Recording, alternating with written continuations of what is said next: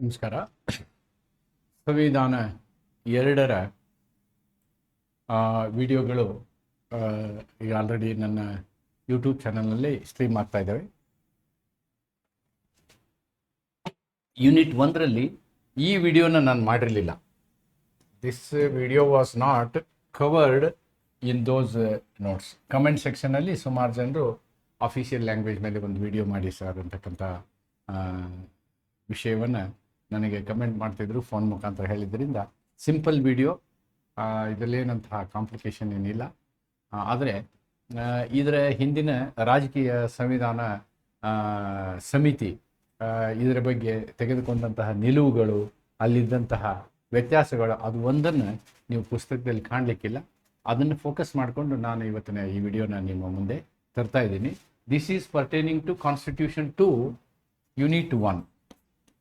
Unit 1ನ ಒಂದು video ಇದು. That is pertaining to constitution 2 of I think second semester. Official language ಇದು ನಮ್ಮ ಸಂವಿಧಾನದ ಭಾಗ 17 ಆಗಿದೆ. And it covers article 343 to 351. It has totally 4 chapters. It has 4 chapters. The first chapter talks about official language of the union. ಕೇಂದ್ರದ ಅಧಿಕೃತ ಭಾಷೆ, ಕೇಂದ್ರದ ಆಫೀಸಿನ ಅಧಿಕೃತ ಭಾಷೆ. ಹಾಗೆಯೇ ರಾಜ್ಯದ ಅಧಿಕೃತ ಭಾಷೆ, ಪ್ರಾದೇಶಿಕ ಭಾಷೆಗಳು. ಆಮೇಲೆ ಕೋರ್ಟುಗಳ, ನ್ಯಾಯಾಲಯಗಳ ಭಾಷೆಗಳು ಅಲ್ಲದೆ ನಮ್ಮ ರಾಷ್ಟ್ರಪತಿಗಳು ವಿಶೇಷವಾದಂತಹ ನಿರ್ದೇಶನಗಳನ್ನು ಕೊಡುವಂತಹ ಅಧಿಕಾರ. ಇಷ್ಟು ಕಾನ್ಸೆಪ್ಟ್ ನಮಗೆ ಈ ಒಂದು ಆಫೀಷಿಯಲ್ ಲ್ಯಾಂಗ್ವೇಜ್ ವಿಷಯದಲ್ಲಿ ಬರ್ತದೆ. Okay, this part of the Indian Constitution deals with official language of the Union, regional languages, languages of judiciary, and special directives regarding the language. It comprises 4 chapters. ಅದೇ 4 chapters ನಾನು ನಿಮಗೆ ಹಿಂದೆ ತೋರಿಸಿದ್ದೀನಿ. These are the 4 chapters. Chapter 1, 2, 3, 4, and it is available in it part 17 of the Indian Constitution. Right. So, when we want to go to understand these things, we must know these wordings. Number 1, national language. Then mother tongue.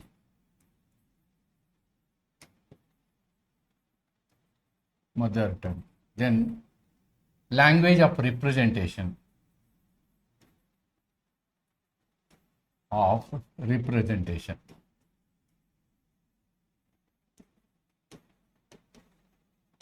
ಇವುಗಳ ಬಗ್ಗೆ ನಾವು ಅರ್ಥ ಮಾಡ್ಕೊಳ್ಳಿ. First thing we should remember is ರಾಷ್ಟ್ರೀಯ ಭಾಷೆ. ನಮ್ಮ ದೇಶದಲ್ಲಿ ಇದೇ ರಾಷ್ಟ್ರೀಯ ಭಾಷೆ ಅಂತ ಹೇಳಿ ನಾವು ಹೇಳಿಕೊಂಡಿಲ್ಲ. ವಿ ಹ್ಯಾವ್ ನಾಟ್ ಟೋಲ್ಡ್ ರಾಷ್ಟ್ರೀಯ ಭಾಷೆ ಅಂತೇಳಿಯೂ ಹೇಳಿಕೊಂಡಿಲ್ಲ. ಆಮೇಲೆ we give importance to mother tongue. ನೋಡಿ, ಮಾತೃಭಾಷೆಗೆ ನಾವು ನಮ್ಮ ಸಂವಿಧಾನದಲ್ಲಿ ಮಹತ್ವವನ್ನು ಕೊಟ್ಟಿದ್ದೀವಿ. ಆಮೇಲೆ language of representation. What is language understood by ನಮ್ಮ ಪ್ರತಿನಿಧಿತ್ವದ ಭಾಷೆ ಅಂತ. ಒಬ್ಬ ವ್ಯಕ್ತಿ ಇರ್ತಾನೆ, ಒಬ್ಬ ಬುಡಕಟ್ಟು ಜನಾಂಗದ ವ್ಯಕ್ತಿ ಇರ್ತಾನೆ, ಅವನಿಗೆ ಇಂಗ್ಲೀಷು ಬರೋದಿಲ್ಲ, ಹಿಂದಿನೂ ಬರೋದಿಲ್ಲ, ಕನ್ನಡವೂ ಸರಿಯಾಗಿ ಬರೋದಿಲ್ಲ ಅಂದ್ಕೊಳ್ಳಿ. ಅವನು ತನ್ನದೇ ಆದ ಭಾಷೆಯಲ್ಲಿ ಮಾತನಾಡುವಂತಹ ಹಕ್ಕನ್ನು ಹೊಂದಿರ್ತಾನೆ. ಕೋರ್ಟ್ ಮುಂದೆ ಬಂದು ಅವನು ತನ್ನದೇ ಆದ ಭಾಷೆಯಲ್ಲಿ ಮಾತನಾಡ್ಬೋದು. There is no other way. ಅವನು ರಿಪ್ರೆಸೆಂಟ್ ಮಾಡಬೇಕು, ತನ್ನನ್ನು ತಾನು ಪ್ರತಿನಿಧಿಸಬೇಕು. ಹೆಂಗೆ ಪ್ರತಿನಿಧಿಸ್ತಾನೆ? In his own language. This is also given importance in our constitution. With this background, ಸಂವಿಧಾನ ಸಮಿತಿಯಲ್ಲಿ ಏನು ನಡೀತು ಅಂತ ನೋಡಿದ್ರೆ, there was a intense conflict. ನೋಡಿ, ಕಾನ್ಫ್ಲಿಕ್ಟ್ ಅಂತಂದರೆ ಜಗಳ, ವೈಮನಸ್ಸು, ಅಥವಾ ಏನು ಹೇಳ್ಬೋದು ನಾವು, ವೈಮನಸ್ಸು ಅನ್ನೋದಕ್ಕಿಂತ ವೈಷಮ್ಯ. ಏನು, ಭಾರತ ದೇಶದಲ್ಲಿ ಅನೇಕ ಉತ್ತರ ಭಾರತದ ರಾಜ್ಯಗಳು ಹಿಂದಿ ಮಾತನಾಡ್ತವೆ. ಅದರದೇ ನೀವು ದಕ್ಷಿಣ ಭಾರತಕ್ಕೆ ಬಂದರೆ ಹಿಂದಿಯನ್ನು ಸುಲಭವಾಗಿ ಮಾತನಾಡುವಂತಹ ನಮ್ಮ ರಾಜ್ಯಗಳಿಲ್ಲ. ಇಲ್ಲಿ ನಮ್ಮದೇ ಆದ ಭಾಷೆಗಳಿದ್ದಾವೆ. ಕನ್ನಡ, ತಮಿಳು, ತೆಲುಗು, ಮಲಯಾಳಂ, ಈ ಎಲ್ಲ ಭಾಷೆಗಳು. ಇರೋದರಿಂದ ಇಲ್ಲಿ ರಾಷ್ಟ್ರೀಯ ಭಾಷೆಯನ್ನಾಗಿ ಹಿಂದಿಯನ್ನು ಹೇರುವಂತಹ ಪ್ರಯತ್ನ ಏನು ನಡೀತೋ ಅದು ನಮ್ಮ ಸಂವಿಧಾನ ಸಮಿತಿಯಲ್ಲಿಯೂ ಕೂಡ ನಡೆದಾಗ ಅದು ಅಂತಿಮವಾಗಿ ಒಮ್ಮತಕ್ಕೆ ನಾವು ಬರಲಿಕ್ಕೆ ಆಗಲಿಲ್ಲ. ನೋಡಿ, ಅದಕ್ಕೆ leaders like R.V. Dhulekar supported Hindi. ಯಾರೋ ಮಾತಾಡ್ತಾ ಹೇಳಿದರು ಹಿಂದಿ ಮಾತಾಡಲಿಲ್ಲ ಅಂದ್ರೆ ನಾವು ಇಂಡಿಯಾದಲ್ಲಿ ಇರಬಾರ್ದು ಅಂತ. ಆ ರೀತಿಯೂ ಅಭಿಪ್ರಾಯವನ್ನು ವ್ಯಕ್ತಪಡಿಸ್ತಿದ್ರು. ಆದರೆ ತಮಿಳು ನಾಡಿನ ಅಥವಾ ಉತ್ತರ ಭಾರತದ ಜನರು, particularly leader like T.T. Krishnamachari from Tamil Nadu, ವೆಹಮೆಂಟ್ಲಿ opposed. ಸಾಧ್ಯನೇ ಇಲ್ಲ, ಹಿಂದಿಯನ್ನು ನೀವು ರಾಷ್ಟ್ರಭಾಷೆಯನ್ನಾಗಿ ಮಾಡಲಿಕ್ಕೆ ನಾವು ಒಪ್ಪೋದೇ ಇಲ್ಲ ಅಂತ. ಆವಾಗ ದೇಶದ ಇಂಟಿಗ್ರಿಟಿ, ಐಕ್ಯತೆಯ ಪ್ರಶ್ನೆ ಬಂದಾಗ ಕೊನೆಗೆ ಏನಾಯಿತು ಅಂತಂದರೆ ಒಂದು ರಾಜಿ ಸೂತ್ರವನ್ನು ನಾವು ಅನುಸರಿಸ್ತೀವಿ. ಆ ರಾಜಿ ಸೂತ್ರಕ್ಕೆ ಈ ಹೆಸರು ಹೇಳ್ತಾರೆ, ಮುನ್ಸಿ ಅಯ್ಯಂಗಾರ್ ಫಾರ್ಮುಲಾ ಅಂತ ಹೇಳ್ತಾರೆ. ಮುನ್ಸಿ ಅಯ್ಯಂಗಾರ್ ಫಾರ್ಮುಲಾದ ಪ್ರಕಾರ ನಮ್ಮ ಈ 17ನೇ ಭಾಗ ನಿರ್ಮಾಣ ಆಗಿದೆ. ಸಂವಿಧಾನದ ಭಾಷೆಯ ವಿಷಯದಲ್ಲಿ ಏನು ನಿರ್ಮಾಣ ಆಗಿರುವಂತಹ ನಮ್ಮ ಸಂವಿಧಾನದ ಏನು ಪ್ರಕರಣಗಳಿದ್ದಾವೆ, article 341 to we have what article 343 to 351 ಏನು ಆರ್ಟಿಕಲ್ ಇದ್ದಾವೆ, these are the results of Munshi Ayyangar compromise formula, Munshi Ayyangar ರಾಜಿ ಸೂತ್ರ ಅಂತ ಹೇಳ್ಬೋದು ನಾವು. ಆ ಪ್ರಕಾರ ನಾವೇನು ಮಾಡಿದ್ದೀವಿ, ವಿ ಹ್ಯಾವ್ ಗಾಟ್ ಭಾಷಾ ವೈವಿಧ್ಯತೆಯನ್ನು ನಮ್ಮ ಸಂವಿಧಾನದಲ್ಲಿ ನಾವು ಕಂಡುಕೊಳ್ತೀವಿ. ಇದು ಒಂದು ನಿಮ್ಮ ಸಂವಿಧಾನದ ಪುಸ್ತಕದಲ್ಲಿ ಸಿಗಲಿಕ್ಕಿಲ್ಲ. ಇದು ಬಿಟ್ಟರೆ ಉಳಿದಿದ್ದೆಲ್ಲ according to me it is very simple concept. The concept is official language of the union. ಇಲ್ಲಿ ನಾವೇನು ನೋಡ್ತೀವಿ ಅಂದರೆ ಒಂದು ಆಫಿಷಿಯಲ್ ಲ್ಯಾಂಗ್ವೇಜನ್ನು ನೋಡ್ತೀವಿ, ಒಂದು ರಾಜ್ಯದ ಭಾಷೆಯನ್ನು ನೋಡ್ತೀವಿ, ಇನ್ನೊಂದು ಕೋರ್ಟಿನ ಭಾಷೆಯನ್ನು ನೋಡ್ತೀವಿ, ಮತ್ತು ರಿಪ್ರೆಸೆಂಟೇಷನ್ ಹೇಳಿದ್ನಲ್ವಾ, ರಿಪ್ರೆಸೆಂಟೇಷನ್ ಪ್ರತಿನಿಧಿತ್ವದ ಭಾಷೆಯನ್ನು ನೋಡ್ತೀವಿ, ಆ್ಯಂಡ್ ಕೊನೆಯದಾಗಿ ಮಾತೃಭಾಷೆಯನ್ನು ನೋಡ್ತೀವಿ. ಮಾತೃಭಾಷೆಯನ್ನು ಕೇಂದ್ರದ ಇದಕ್ಕೆ ಮಾತೃಭಾಷೆ ಅಂತ ಹೇಳ್ಬೋದು.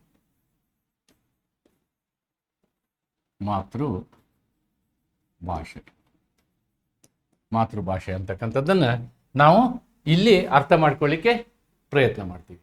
ಓಕೆ, ಅದರಲ್ಲಿ ಈಗ ನಾವು I am coming to constitution chapter 1. Chapter 1 ಏನಾಗುತ್ತೆ ಅಂತಂದರೆ ಇದರಲ್ಲಿ ಅನುಚ್ಛೇದ 343 ಕೇಂದ್ರದ ಅಧಿಕೃತ ಭಾಷೆಯನ್ನು ಹೇಳ್ತದೆ. ಕೇಂದ್ರದ ಯೂನಿಯನ್ ಅನ್ನೋದನ್ನು ನೀವು ಕೇಂದ್ರ ಅಂತಲೂ ಬರೀಬೋದು. ಕೇಂದ್ರದ ಅಧಿಕೃತ ಭಾಷೆ, official language of the union. Normally they have accepted Hindi as a official language. Hindi, it is written in Devanagari script, is treated as official language. Make it very clear, not national language. National, official. What is official? Hindi. But national Allah. National language Allah. Okay. Shall be the official language of the union. The form of numerals. ಸಂಖ್ಯೆಗಳನ್ನ ಹೆಂಗೆ ಬರೀ ನೋಡಿ, ಹಿಂದಿ ಬರಿಬೇಕಾದ್ರೆ ನೀವೇನು ಮಾಡಬೇಕು, ದೇವನಾಗರಿಯಲ್ಲಿ ಬರೀಬೇಕು. ಲಿಪಿ ದೇವನಾಗರಿ. ನಂಬರ್ಗಳನ್ನ ಹೆಂಗೆ ಬರೀಬೇಕು, union shawl international ಫಾರ್ಮಲ್ಲಿ ನೀವು ನಂಬರ್ಗಳನ್ನು ಬರೀಬೇಕು. ಇಂಟರ್ನ್ಯಾಷನಲ್ ಫಾರ್ಮಲ್ ನಂಬರ್ಗಳಂದ್ರೆ 1 2 3 ಇವನ್ ಬರೀಬೇಕು. ಹಿಂದಿಯಲ್ಲಿ ನೀವು ಪತ್ರವನ್ನು ಬರೀಬೇಕು ಅಂತಕ್ಕಂಥದ್ದು 343 ಹೇಳುತ್ತೆ. ಅನುಚ್ಛೇದ 343 ಪ್ರಕಾರ ಇದು ಕಂಡೀಷನ್. ಆದರೆ for A period of 15 years, 15 ವರ್ಷದವರೆಗೆ ಈ ಹಿಂದಿಯ ಜೊತೆಗೆ ಇಂಗ್ಲೀಷನ್ನು ನಾವು ಆಫಿಷಿಯಲ್ ಲ್ಯಾಂಗ್ವೇಜ್ ಆಗಿ ತಗೊಂಡಿದ್ದೀವಿ. English language shall continue to be used for official language for which it was being used immediately before such comment. ನೋಡಿ, ನಾವು ಹಿಂದಿ ಭಾಷೆಯೊಂದಿಗೆ ಅದಕ್ಕೆ ಸರಿಯಾಗಿ ಅಂದರೆ ಕೇಂದ್ರದ ಯಾವುದೇ ಒಂದು ಗೆಜೆಟ್ ನೋಟಿಫಿಕೇಶನ್ ಆದರೆ ಅದು ಹಿಂದಿಯಲ್ಲಿಯೂ ಇರ್ತದೆ, ಇಂಗ್ಲೀಷ್ನಲ್ಲಿಯೂ ಇರ್ತದೆ. ಅಂದರೆ ಇಂಗ್ಲೀಷನ್ನು ಕೂಡ ನಾವೇನು ಮಾಡಬೇಕು, 15 ವರ್ಷದವರೆಗೆ ಮುಂದುವರಿಸ್ಕೊಂಡು ಹೋಗಬೇಕು ಅಂತಕ್ಕಂಥದ್ದನ್ನು ಕೂಡ ನಾವೇನು ಮಾಡಿದ್ವಿ, ಆರ್ಟಿಕಲ್ 343ನಲ್ಲಿ ಹೇಳಿದ್ವಿ. 343 ಹ್ಯಾಸ್ ಗಾಟ್ 2 parts, ರೈಟ್?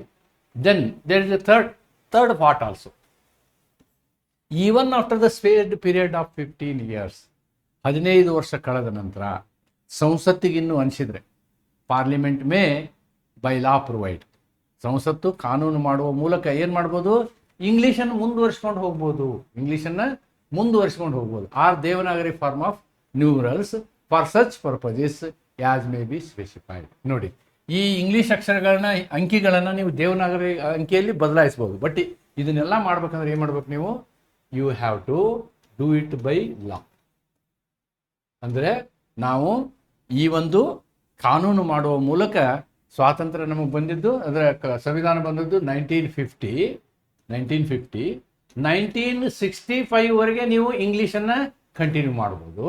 1965 ದಾಟಿದ ಮೇಲೆ ಕಂಟಿನ್ಯೂ ಮಾಡ್ಬೇಕಂದ್ರೆ you have to do a law. Who has to do a law? Parliament has to do A.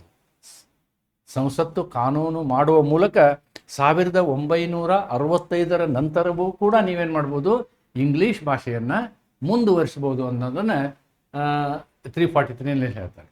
ನಾವು 344. ಆದರೆ ನಾವು ಮುಂದುವರಿಸ್ಕೊಂಡೇ ಹೋಗಿದ್ದೀವಿ. ಇವತ್ತಿನವರೆಗೂ ನಾವೇನು ಮಾಡಿದ್ದೀವಿ, ಹಿಂದಿಯ ಜೊತೆಗೆ ಇಂಗ್ಲೀಷನ್ನು ಕೇಂದ್ರದ ಭಾಷೆಯಾಗಿ ಮುಂದುವರಿಸಿದ್ದೀವಿ ಅನ್ನೋದನ್ನು ನಾವಿಲ್ಲಿ ಗಮನಿಸಬೇಕು. The president can on expiration of 5 years and then 10 years from the commencement of the constitution constitute a commission. ನೋಡಿ, ಇಲ್ಲಿ ರಾಷ್ಟ್ರಪತಿಗಳಿಗೆ ಒಂದು ಆಯೋಗವನ್ನು ರಚಿಸಲಿಕ್ಕೆ ಅಧಿಕಾರ ಕೊಟ್ಟಿದ್ದಾರೆ. ಏನು, ಅದರಲ್ಲಿ ಒಬ್ಬ ಚೇರ್ಮನ್ ಇರಬೇಕು ಮತ್ತು ಕೆಲವು ಜನ ಸದಸ್ಯರುಗಳಿರಬೇಕು. ಏನು, ರಿಪ್ರೆಸೆಂಟಿಂಗ್ ಡಿಫರೆಂಟ್ ಲ್ಯಾಂಗ್ವೇಜಸ್ ಸ್ಪೆಸಿಫೈಡ್ ಇನ್ 8th ಶೆಡ್ಯೂಲ್. ನಮ್ಮ ಸಂವಿಧಾನದ ಶೆಡ್ಯೂಲ್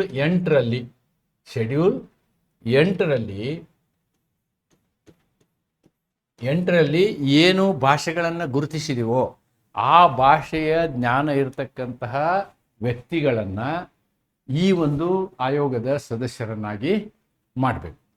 ಏನು, constitute a commission consisting of chairman and the members representing different languages specified in 8th schedule. ಒಂದು ಆಯೋಗವನ್ನು ರಚಿಸ್ಬೋದು, ಯಾರು, ರಾಷ್ಟ್ರಪತಿಗಳು. ಆಮೇಲೆ the duty of the commission, ಈ ಒಂದು ಆಯೋಗದ ಕೆಲಸ ಏನು ಅನ್ನುವುದನ್ನು ನಾವು ಈ 344ರಲ್ಲಿ ಹೇಳ್ತೀವಿ. ಟು ಮೇಕ್ ರೆಕಮೆಂಡೇಶನ್ಸ್, ರಾಷ್ಟ್ರಪತಿಗಳಿಗೆ ಶಿಫಾರಸು ಮಾಡುವುದು ಈ ಆಯೋಗದ ಕೆಲಸ. ಏನು, ಪ್ರೋಗ್ರೆಸಿವ್ ಯೂಸ್ ಆಫ್ ಹಿಂದಿ. ಅಂದರೆ ಹಿಂದಿಯ ಡೆವಲಪ್ಮೆಂಟ್ ಎಷ್ಟಾಗಿದೆ, ಹಿಂದಿಯನ್ನು ಹೆಚ್ಚು ಬಳಕೆ ಮಾಡುವ ಒಂದು ಕ್ರಮಗಳನ್ನು ಯಾವ ರೀತಿ ಮಾಡಿದ್ದೀರಿ. Okay, Hindi language for the official purpose of the union, restrictions on use of English. ಮತ್ತು ಈ ಸಮಿತಿ ಏನು ಮಾಡಬೇಕು, ಕಾಲ ಕಳೆದಂತೆ ಇಂಗ್ಲೀಷಿನ ಉಪಯೋಗವನ್ನು ಕಡಿಮೆ ಮಾಡಿ ಹಿಂದಿಯನ್ನು ಹೆಚ್ಚು ಮಾಡುವಂತಹ ಪ್ರಕ್ರಿಯೆಗಳಲ್ಲಿ ಏನೇನು ಕ್ರಮ ತೆಗೆದುಕೊಳ್ಬೇಕಂತಕ್ಕಂಥದ್ರ ಬಗ್ಗೆ ಈ ಒಂದು ಸಮಿತಿ ಸಲಹೆ ಸೂಚನೆಯನ್ನು ರಾಷ್ಟ್ರಪತಿಗಳಿಗೆ ಕೊಡಬೇಕು.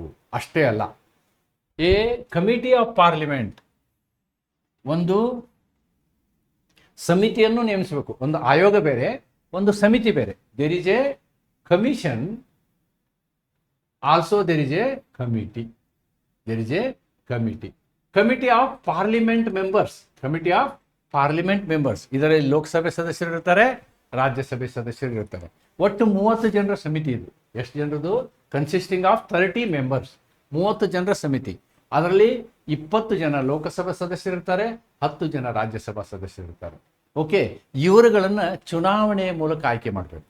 Elected respectively by the Lok Sabha and Rajya Sabha. ರಾಜ್ಯಸಭೆ 10 ಜನರನ್ನು ಚುನಾವಣೆ ಮಾಡಬೇಕು. ಲೋಕಸಭೆ 20 ಜನರನ್ನು ಚುನಾವಣೆ ಮಾಡುವ ಮೂಲಕ ಒಂದು ಕಮಿಟಿಯನ್ನು ಮಾಡಬೇಕು. Okay, it shall be the duty of the committee. ಈ ಕಮಿಟಿಯ ಕೆಲಸ ಏನು, to examine the recommendation of the official language commission. ಮೊದಲೇನು ಕಮಿಷನ್ ಮಾಡಿದ್ವಲ್ಲ, ಆ ಕಮಿಷನ್ನು ಮಾಡಿದಂತಹ ಶಿಫಾರಸುಗಳನ್ನು ಪರಿಶೀಲನೆ ಮಾಡಿ ಅವನ್ನೇನು ಮಾಡ್ಬೋದು, ರಾಷ್ಟ್ರಪತಿಯವರ ಅಭಿಪ್ರಾಯಕ್ಕಾಗಿ ಕಳಿಸಿಕೊಡುವಂತಹ ಕೆಲಸವನ್ನು ಈ ಒಂದು ಸಮಿತಿ ಮಾಡ್ತದೆ. That's all. ಆದರೆ ನನಗೆ ಗೊತ್ತಿರೋ ಹಾಗೆ ಇವತ್ತು ಆ ಎರಡು ಪರ್ಟಿಕ್ಯುಲರ್ಲಿ ಈ ಹಿಂದಿಯನ್ನು ಹೆಚ್ಚು ಫೋರ್ಸ್ ಮಾಡುವಂತಹ ಒಂದು ಪ್ರಯತ್ನ ಏನಿದೆಯಲ್ಲ, ಅದರ ಇಫೆಕ್ಟು ಗ್ಲೋಬಲೈಸೇಷನ್ ಆದಮೇಲೆ ತುಂಬ ಕಡಿಮೆ ಆಗಿದೆ ಅಂತಕ್ಕಂಥದ್ದನ್ನು ನಾವು ಗಮನಿಸಬೇಕು. ನಾವು this 345 talks about state language, regional language or state language. ಪ್ರಾದೇಶಿಕ ಭಾಷೆಗಳು. Subject to the provision of article 346 and 347 the legislature of the state may by law adopt. ನೋಡಿ, ಇಲ್ಲಿ ಏನಾಗಿದೆ, ವಿಧಾನಮಂಡಲಕ್ಕೆ ಅಧಿಕಾರವನ್ನು ಕೊಡಲಾಗಿದೆ. ಹೆಂಗೆ ಅಲ್ಲಿ ಸಂಸತ್ತಿಗೆ ಅಧಿಕಾರವನ್ನು ಕೊಡಲಾಗಿತ್ತು ಕೇಂದ್ರದ ಭಾಷೆಯನ್ನು ನಿರ್ಧರಿಸುವುದಕ್ಕೆ, ರಾಜ್ಯದ ಭಾಷೆಯನ್ನು ನಿರ್ಧರಿಸುವುದಕ್ಕೆ ನಮಗೆ ರಾಜ್ಯ ವಿಧಾನಮಂಡಲಕ್ಕೆ ಅಧಿಕಾರ ಇದೆ. ಅದು ಯಾವುದೇ ಭಾಷೆಯನ್ನು ರಾಜ್ಯದ ಭಾಷೆಯನ್ನಾಗಿ ಮಾಡ್ಬೋದು, ಒಂದು ಅಥವಾ ಒಂದಕ್ಕಿಂತ ಹೆಚ್ಚು ಭಾಷೆಯನ್ನು ಮಾಡ್ಬೋದು, ಭಾಷೆಯನ್ನು ಮಾಡಬಹುದು ಅಂತಕ್ಕಂಥದ್ದು ಇದರಿಂದ ಅರ್ಥ ಆಗ್ತದೆ. Okay, languages in use in the state or Hindi as the languages to be used for all official purposes of the state until the legislature otherwise provides English shall be continued. ನೋಡಿ, ಅಕಸ್ಮಾತ್ ಇಂಗ್ಲಿಷ್ ಬೇಡ ಅಂಥೇಳಿ ವಿಧಾನಮಂಡಲ ನಿರ್ಧರಿಸ್ಬೋದು. ಒಂದು ವೇಳೆ ಅದು ನಿರ್ಧರಿಸದೆ ಹೋದರೆ English continue ಆಗ್ತದೆ ಅಂತ ಅದರ ಅರ್ಥ. ಇಂಗ್ಲೀಷು ಕೂಡ ರಾಜ್ಯದ ಆಡಳಿತ ಭಾಷೆಯಾಗಿ ಮುಂದುವರಿತದೆ. Then article 346 talks about communication between union and center, communication between one state to another state. ಎರಡು ರಾಜ್ಯಗಳ ಮಧ್ಯದ ಸಂಬಂಧ ಅಥವಾ ರಾಜ್ಯ ಮತ್ತು ಕೇಂದ್ರಗಳ ಮಧ್ಯದ ಸಂಬಂಧದ ಕೊಂಡಿ ಭಾಷೆ, link language is always the official language of the union. ಈ ಭಾಷೆ ಏನಿದೆಯಲ್ಲ, ಯಾವುದು ಒಂದು ರಾಜ್ಯ ಇನ್ನೊಂದು ರಾಜ್ಯಕ್ಕೆ ಪತ್ರ ವ್ಯವಹಾರ ಮಾಡಬೇಕಾದ್ರೆ ಹಿಂದಿಯಲ್ಲಿ ಮಾಡಬೇಕು, ಇಲ್ಲ ಇಂಗ್ಲೀಷಲ್ಲಿ ಮಾಡಬೇಕು. ಯಾಕಂದರೆ ಇಂಗ್ಲೀಷ್ ಇನ್ನೂ ಕಂಟಿನ್ಯೂ ಆಗಿದೆ.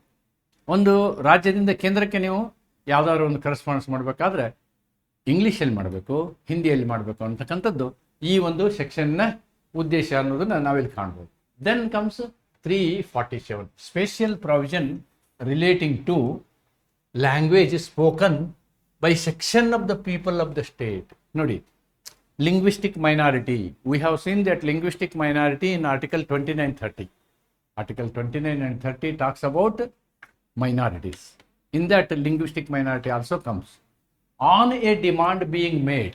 ನೋಡಿ, ಯಾರಾದರೂ ಒತ್ತಾಯವನ್ನು ಹೇರಿದರೆ being made ಈ ವಿಷಯಕ್ಕೆ, ಭಾಷೆಯ ವಿಷಯಕ್ಕೆ ಪ್ರೆಸಿಡೆಂಟು ಸಂತೃಪ್ತಿ ಹೊಂದಿದರೆ, president May if satisfied that A substantial population of A state, ಯಾವುದೇ ಒಂದು ರಾಜ್ಯದ ಒಂದು ಜನಸಂಖ್ಯೆ, ನಿರ್ದಿಷ್ಟ ಜನಸಂಖ್ಯೆ ಒಂದು ವಿಶಿಷ್ಟವಾದ ಭಾಷೆಯನ್ನು ಉಪಯೋಗಿಸ್ತಾರೆ ಅಂತ ಇಟ್ಕೊಳ್ಳಿ. For example, Tulu language in Dakshina Kannada desires the use of language spoken by them recognised by the state.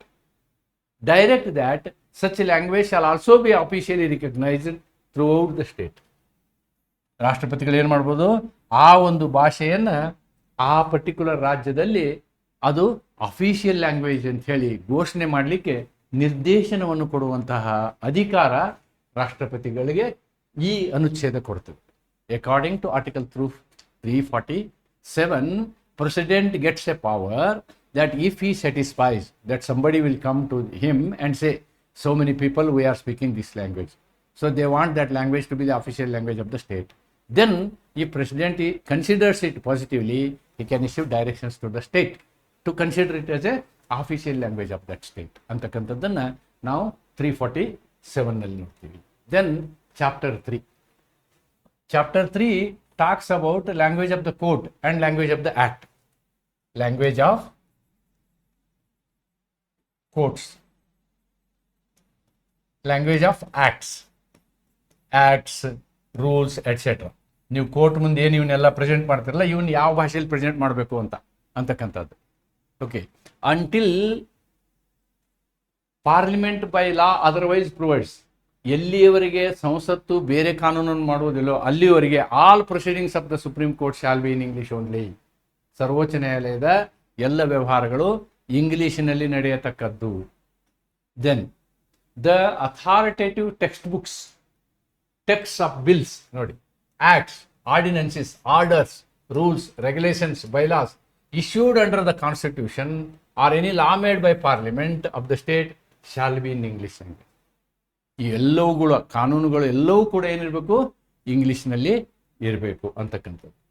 And notwithstanding the above, the governor of a state may, with the previous consent of the president, authorize the use of Hindi or any other language for official purposes of the state in proceedings in the High Court, having its principal seat in that state, provided that judgments, decrees, orders passed by such High Court shall be in English language. ನೋಡಿ, ಇದಕ್ಕೆ ಒಂದೇ ಒಂದು ಅಪವಾದ ಏನಿದೆ ಅಂತಂದರೆ, ರಾಜ್ಯಪಾಲರು ರಾಷ್ಟ್ರಪತಿಗಳ ಅನುಮತಿಯೊಂದಿಗೆ ಬೇರೆ ಭಾಷೆಯಲ್ಲಿ ವ್ಯವಹಾರ ಮಾಡ್ಬೋದು, ಆದರೆ ಜಡ್ಜ್ಮೆಂಟ್ ಎಲ್ಲ ಏನಿರಬೇಕು, ಇಂಗ್ಲೀಷಲ್ಲೇ ಇರಬೇಕು. That is the condition. Otherwise practically ಇವತ್ತು ಹೆಂಗೆ ಆಗ್ತಾ ಇದೆ ಅಂತಂದರೆ, all high courts and supreme court transact in English only. Then 349, special provision for enactment of certain laws relating to language. ಭಾಷೆಗೆ ಸಂಬಂಧಪಟ್ಟಂತೆ ವಿಶೇಷವಾದಂತಹ ನೋ ಬಿಲ್, ಯಾವುದೇ ಒಂದು ನೀವು ಕಾನೂನನ್ನು ಜಾರಿಗೆ ತರಬೇಕು ಅಂತ ಇಟ್ಕೊಳ್ಳಿ, no bill for amendment of making provision for the language to be used for any purpose is mentioned in clause 1 of article 348. Clause 1 of article 348. ಈ ಹಿಂದಿನ ಕ್ಲಾಸಲ್ಲಿ 348 ಕ್ಲಾಸಲ್ಲಿ 348, ದಿಸ್ ಇಸ್ 348ನ ಕ್ಲಾಸಲ್ಲಿ ನೀವೇನಾದರೂ ಬದಲಾವಣೆ ಮಾಡೋದಾದರೆ ಏನು ಮಾಡ್ಬೇಕು, ನೀವು shall be introduced in either house of parliament. ನೀವು ಯಾವುದೇ ರಾಜ್ಯಸಭೆಯಲ್ಲಾಗಲಿ ಅಥವಾ ಲೋಕಸಭೆಯಲ್ಲಾಗಲಿ ಅದನ್ನು ಮಂಡಿಸಬೇಕು ಅಂತಂದರೆ ಅದಕ್ಕೆ ರಾಷ್ಟ್ರಪತಿಗಳ ಪೂರ್ವಾನುಮತಿ ಅತ್ಯವಶ್ಯಕ. ಅವರ ಪೂರ್ವಾನುಮತಿ ಇಲ್ಲದೆ ಆ ರೀತಿ ಮಂಡಿಸ್ಲಿಕ್ಕೆ ಸಾಧ್ಯ ಇಲ್ಲ. ಆಮೇಲೆ ರಾಷ್ಟ್ರಪತಿಗಳಿಗೂ ತಮ್ಮದೇ ಆದ ವಿವೇಚನೆ ಅಧಿಕಾರ ಇಲ್ಲ. ರಾಷ್ಟ್ರಪತಿಗಳು ಏನು ಮಾಡಬೇಕು, ಆ ರೀತಿಯಾದಂತಹ ಪ್ರಪೋಸಲ್ ಅವ್ರ ಹತ್ರ ಬಂದಾಗ shall not give his sanction to the introduction of any bill or moving of the bill of any such amendment except after he has taken the consideration of the recommendation of the commission and committee. ಆ commission ಮತ್ತು ಕಮಿಟಿಗಳೇನಿದಾವಲ್ಲ, ಅವರು ಕೊಟ್ಟಂತಹ ಶಿಫಾರಸುಗಳನ್ನು ಗಮನಿಸಿ ಅವುಗಳ ಆಧಾರದ ಮೇಲೆ ಅಂತಹ ಪರವಾನಿಗೆಯನ್ನು, ಅನುಮತಿಯನ್ನು ಏನು ಮಾಡಲಿಕ್ಕೆ, ಬಿಲ್ನ ಮಂಡಿಸಲಿಕ್ಕೆ ರಾಷ್ಟ್ರಪತಿಗಳು ಕೊಡ್ಬೋದು. ಇಲ್ಲಾಂದ್ರೆ ರಾಷ್ಟ್ರಪತಿಗಳಿಗೆ ಸ್ವಂತ ವಿವೇಚನೆ ಹಕ್ಕು ಇಲ್ಲ ಅನ್ನೋದನ್ನು ಈ 349 ಆರ್ಟಿಕಲ್ ಕ್ಲಿಯರ್ಲಿ ನಮಗೆ ಹೇಳುತ್ತೆ. That is 349. Then comes chapter 4, article 350. Okay, certain directives, ಕೆಲವೊಂದು ನಿರ್ದೇಶನಗಳ ಬಗ್ಗೆ ನಾವು ಆರ್ಟಿಕಲ್ 350ನಲ್ಲಿ ಹೇಳ್ತೀವಿ. ಏನು, every person shall be entitled to submit a representation. ಯಾವುದೇ ವ್ಯಕ್ತಿ ತನ್ನನ್ನು ತಾನು ಪ್ರತಿನಿಧಿಸುವ ಹಕ್ಕನ್ನು ಹೊಂದಿರ್ತಾನೆ. ಏನು, for the redress of his grievance to any officer or authority. ಯಾವುದೇ ತಹಸೀಲ್ದಾರ್ ಮುಂದೆ ಹೋಗ್ಬೋದು, ಯಾವುದೇ ಅಧಿಕಾರಿ ಮುಂದೆ ಹೋಗ್ಬೋದು, ಕೋರ್ಟ್ ಮುಂದೆ ಹೋಗ್ಬೋದು, ಅಲ್ಲಿ ಹೋಗಿ ತನ್ನ ಪ್ರತಿನಿಧಿ ಮಾಡುವಂತಹ ಅಧಿಕಾರ ಅವನಿಗಿದೆ. ಆಮೇಲೆ ಏನು ಮಾಡ್ಬೋದು, ಅವನು ಇನ್ ಎನಿ ಲ್ಯಾಂಗ್ವೇಜ್, ಅವನಿಗೆ ಫುಲ್ ಫ್ರೀಡಮ್, ಯಾವುದೇ ಭಾಷೆಯಲ್ಲಿ ಅವನು ರಿಪ್ರೆಸೆಂಟ್ ಮಾಡ್ಬೋದು. ನೀವು ಇಂಗ್ಲೀಷಲ್ಲಿ ರಿಪ್ರೆಸೆಂಟ್ ಮಾಡಿದ್ರೆ ನಾನು ತಗೋತೀನಿ ಅಂತ ಹೇಳೋಕ್ಕಾಗಲ್ಲ, ಯಾವ ಅಧಿಕಾರಿಗೂ ಹೇಳೋಕ್ಕಾಗಲ್ಲ. ಅವನು ಯಾವ ತುಳು ಭಾಷೆಯಲ್ಲಿ ಹೇಳಿದ್ರು, ತೆಲುಗು ಭಾಷೆಯಲ್ಲಿ ಹೇಳಿದ್ರು, ತಮಿಳು ಭಾಷೆಯಲ್ಲಿ ಹೇಳಿದ್ರು, ಕರ್ನಾಟಕದಲ್ಲಿ ಅದನ್ನು ನೀವು ಅಕ್ಸೆಪ್ಟ್ ಮಾಡಬೇಕು. ಭಾಳ ಅಂದ್ರೆ ಅದರ ಟ್ರಾನ್ಸ್ಲೇಷನ್ ನೀವು ಮಾಡಿಸ್ಕೋಬೇಕು, ಅದು ನಿಮ್ಮ ಜವಾಬ್ದಾರಿ. ಆದರೆ ಆ ವ್ಯಕ್ತಿ ಅವನಿಗೆ ಗೊತ್ತಿರುವ ಭಾಷೆಯಲ್ಲಿ ತನ್ನನ್ನು ಪ್ರತಿನಿಧಿಸುವ ಹಕ್ಕನ್ನು ಹೊಂದಿರ್ತಾನೆ ಅನ್ನೋದನ್ನು ಆರ್ಟಿಕಲ್ 350 ಹೇಳುತ್ತೆ. That is the crux of this article. Then 350A. This is very important article. ಏನು, ಪ್ರಾಥಮಿಕ ಶಾಲಾ ಶಿಕ್ಷಣವನ್ನು ಮಾತೃಭಾಷೆಯಲ್ಲಿ ಕೊಡಬೇಕಂತಕ್ಕಂಥದ್ದು. It shall be the endeavour of every state. ಪ್ರತಿಯೊಂದು ರಾಜ್ಯವು ಪ್ರಯತ್ನ ಮಾಡಬೇಕು. ಏನಕ್ಕೆ, and of every local authority, ಅಂದರೆ local governments, self governments within the state to provide adequate facilities for the instruction in the mother tongue at the primary stage of education to children belonging to linguistic minority. ನೋಡಿ, ನಮ್ಮ ಎಲ್ಲ ಕಡೆ ಸರ್ಕಾರಿಯ Tamil school, okay, then Urdu school ನೋಡ್ತೀನಿ ನೀವು. All these are because of this article.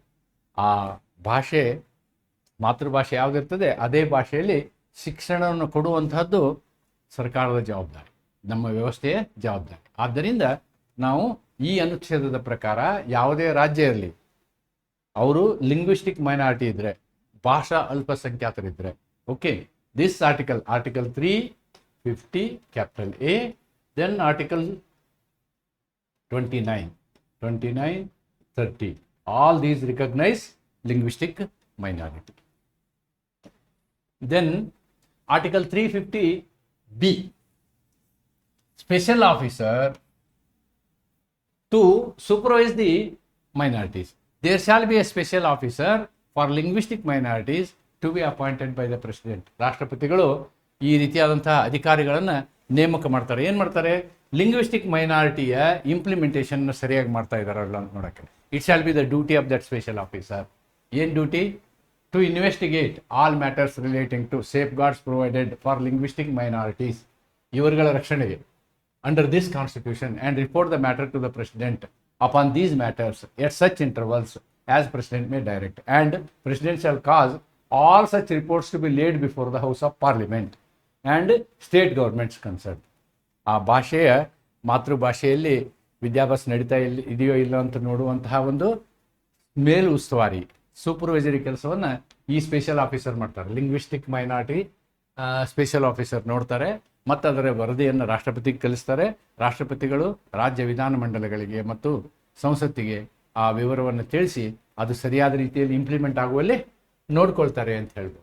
Article 351 directives for development of Hindi language. It shall be the duty of the union to promote spread of Hindi language, to develop it so that it may serve as the medium of expression for all elements of composite culture of India, and to secure enrichment by assimilating without interfering with genius, the form, the style and expressions of Hindustani and the other languages of India specified in 8th schedule, by drawing wherever necessary desirable for its vocabulary primarily on Sanskrit and secondarily on other languages. ಅಂದರೆ ಹಿಂದಿ ಭಾಷೆಯ ಅಭಿವೃದ್ಧಿಗೋಸ್ಕರ ಈ ರೀತಿ ಅಭಿವೃದ್ಧಿ ಮಾಡುವಂಥ ಹಿಂದಿ ಭಾಷೆಯ ಅಭಿವೃದ್ಧಿ ಉದ್ದೇಶ ಇನ್ನೊಂದು ಭಾಷೆಯ ಕೊಲೆ ಆಗಬಾರ್ದು, ಆ ರೀತಿಯಲ್ಲಿ ಇನ್ನೊಂದು ಭಾಷೆಯ ಮೇಲೆ ಪ್ರಭಾವ ಆಗಬಾರ್ದು, ಆ ರೀತಿಯಲ್ಲಿ ಇದನ್ನು ಹಿಂದಿ ಭಾಷೆಯನ್ನು ಬೆಳೆಸ್ಬೇಕಂತಕ್ಕಂಥದ್ದು 351ನ ಉದ್ದೇಶ. Okay, then if we want to see some case laws on this, I have taken 2 case laws. State of West Bengal versus Committee for Protection of Democratic Rights. While not directly on language as official commission, this case reiterated the importance of assessing justice.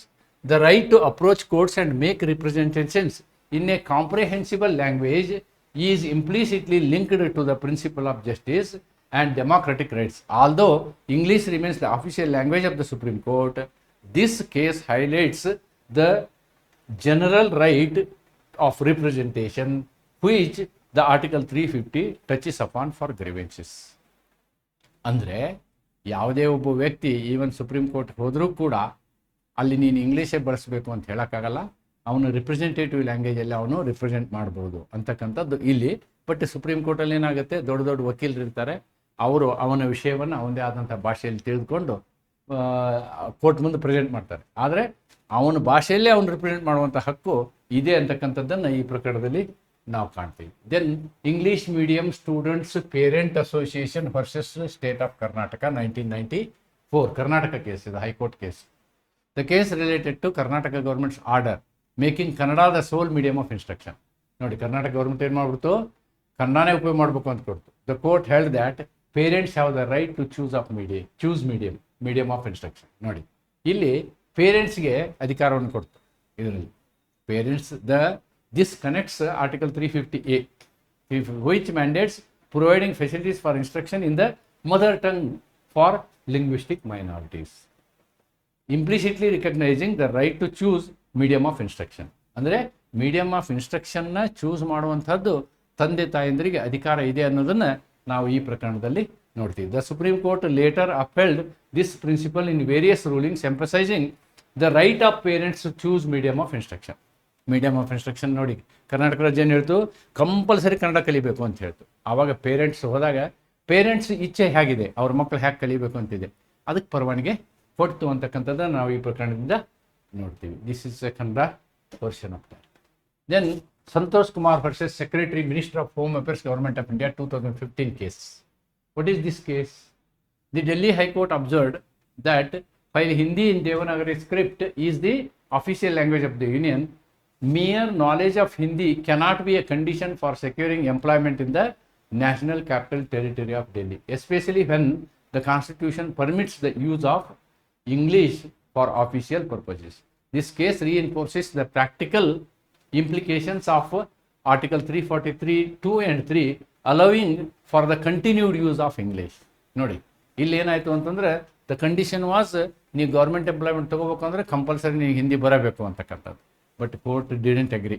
No even if he knows English also you permit him ಅಂತ ಹೇಳಿ ಈ ಪ್ರಕರಣದಲ್ಲಿ ಹೇಳ್ತಾರೆ. So UP Official Language Act and its constitutional validity. Various cases have challenged the laws regarding the official languages. Courts have generally upheld the right of state legislature under Article 345 adopt a language or languages of official purpose. However, these laws must operate within constitutional limits, particularly respecting the right to representation, Article 350, and safeguarding the linguistic minorities. What we have to very importantly look at is ಒಂದು representative language. ಯಾವ ಭಾಷೆಯಲ್ಲಿ ನನಗೆ ಪ್ರತಿನಿಧಿತ್ವ ಮಾಡುವಂತಹ ತಾಕತ್ತಿದೆಯೋ ಅದನ್ನು permit ಮಾಡಬೇಕು. ಎರಡನೇದ್ದು ಭಾಷಾ ಅಲ್ಪಸಂಖ್ಯಾತರ ಆಶೋತ್ತರಗಳನ್ನು ರಕ್ಷಣೆ ಮಾಡಬೇಕು ಅಂತಕ್ಕಂಥದ್ದನ್ನು ಇಲ್ಲಿ ಒತ್ತಿ ಹೇಳಲಾಗ್ತದೆ. So this is all about official languages. I think this much of a broader knowledge will help you to answer the question relating to official language ಅಂತ ಹೇಳ್ತಾ ಈ ವಿಡಿಯೋನ ಇಲ್ಲಿಗೆ ಮುಕ್ತಾಯಗೊಳಿಸ್ತೀನಿ. ನಮಸ್ಕಾರ.